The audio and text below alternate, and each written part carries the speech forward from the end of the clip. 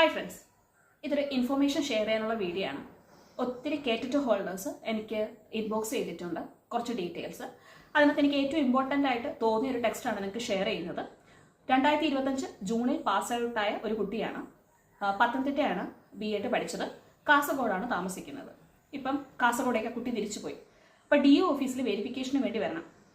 അപ്പം നമ്പറൊന്നും വിളിച്ചിട്ട് കിട്ടുന്നില്ല. അതായത് വെബ്സൈറ്റിൽ കൊടുത്തേക്കുന്ന ഒരു നമ്പറും കിട്ടുന്നില്ല. നിങ്ങൾക്ക് തന്നെ അറിയാം, നമ്മളെല്ലാം DO ഓഫീസിൻ്റെ വെബ്സൈറ്റ് ചെക്ക് ചെയ്യുന്ന സമയത്ത് ലാൻഡ് ലൈൻ നമ്പറാണ്. എല്ലാ ലാൻഡ് ലൈൻ നമ്പറും കണക്റ്റ് ആകണമെന്നില്ല. അതിനൊരു പരിഹാരമായിട്ട് ഗവൺമെൻറ്റിൻ്റെ വെബ്സൈറ്റ് ലിങ്ക് കിട്ടിയിട്ടുണ്ട്. അതിനകത്ത് DO ഓഫീസിലെ DOമാരുടെ നമ്പർ കൊടുത്തിട്ടുണ്ട്.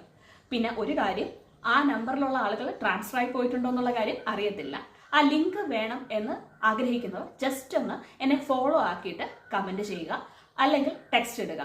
ഇതിനകത്ത് പലരുടെയും പ്രൈവറ്റ് അക്കൗണ്ടാണ്, എനിക്ക് അങ്ങോട്ട് ടെക്സ്റ്റ് അയക്കാനായിട്ട് പറ്റത്തില്ല. അതുകൊണ്ടാണ് ജസ്റ്റ് ഒന്ന് ഫോളോ ആക്കിയിട്ട് ടെക്സ്റ്റ് ഇടാനായിട്ട് പറയുന്നത്. Okay friends, thank you. Stay tuned for more updates.